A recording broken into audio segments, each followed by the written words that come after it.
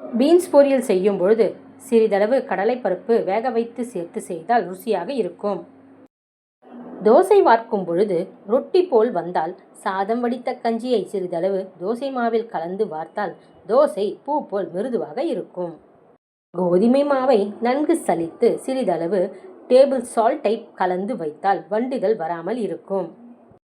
பால் காய்ச்ச மறந்து அது திரிந்து போகும் என சந்தேகம் ஏற்பட்டால் ஒரு சிட்டிகை சமையல் சோடா மாவு கலந்தால் காய்ச்சினால் பால் திரியாது.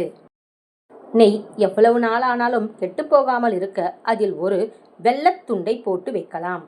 குளிர்ந்த நீரில் சில சொட்டுக்கள் எலுமிச்சை சாறு விட்டு அதில் காய்கறிகளை போட்டு வைத்தால் காய்கறிகள் ஃப்ரெஷ்ஷாக இருக்கும். தயிர் புளிக்காமல் இருக்க தயிரில் ஒரு துண்டு தேங்காய் போட்டு வைத்தால் போதும். தேங்காயின் வாசனை தயிரில் புளிப்பு வரவிடாமல் தடுக்கும். தக்காளி, எலுமிச்சப்பழம் சீக்கிரம் கெட்டு போகாமல் இருக்க உப்பு கலந்த நீரில் போட்டு வைக்கலாம். ஆப்பிள் புளிப்பு இருந்தால் தோல் சீவி நறுக்கி உப்பு, மிளகுப்பொடி, வெந்தயப்பொடி, பெருங்காயப்பொடி கலந்து தாளித்து கொட்டுங்கள். புதுமையான ஆப்பிள் ஊறுகாய் தயார். கொத்தமல்லி இலைகளை நன்கு ஆய்ந்து சுத்தமான தண்ணீரில் அலசி காய வைத்து காற்று புகாத டப்பாவில் போட்டு வைத்தால் நிறைய நாட்கள் கெடாமல் இருக்கும்.